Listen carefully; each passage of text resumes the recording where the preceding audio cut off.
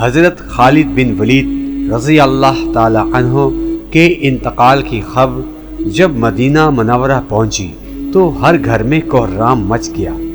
جب حضرت خالد بن ولید رضی اللہ تعالی عنہ کو قبر میں اتارا جا رہا تھا تو لوگوں نے یہ دیکھا کہ آپ کا گھوڑا اشجر جس پر بیٹھ کر آپ نے تمام جنگیں لڑی وہ بھی آنسو بہا رہا تھا۔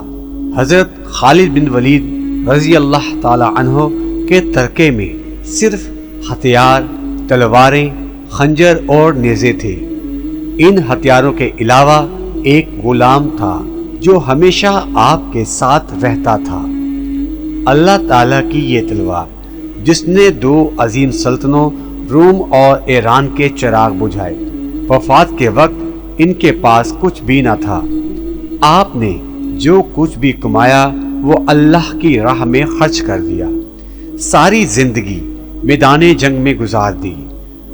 صحابہ کرام نے گواہی دی کہ ان کی موجودگی میں ہم نے شام اور عراق میں کوئی بھی جمعہ ایسا نہیں پڑھا جس سے پہلے ہم ایک شہر فتح نہ کر چکے ہوں، یعنی ہر دو جمعہ کے درمیانی دنوں میں ایک شہر ضرور فتح ہوتا تھا۔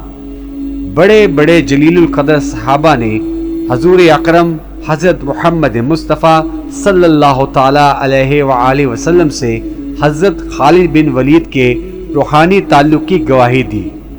حضرت خالد بن ولید رضی اللہ تعالی عنہ کا پیغام مسلم امت کے نام: موت لکھی نہ ہو تو موت خود زندگی کی حفاظت کرتی ہے، جب موت مقدر ہو تو زندگی دوڑتی ہوئی موت سے لپٹ جاتی ہے۔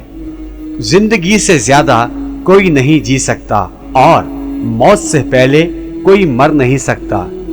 دنیا کے ہر بزدل کو میرا یہ پیغام پہنچا دو کہ اگر میدان جہاد میں موت لکھی ہوتی تو اس خالد بن ولید رضی اللہ تعالی عنہ کو موت بستر پر نہ آتی۔ دوستو، اس پیغام کو صدقہ جاریہ سمجھ کے دوسروں تک لازمی پہنچائیں۔ شکریہ۔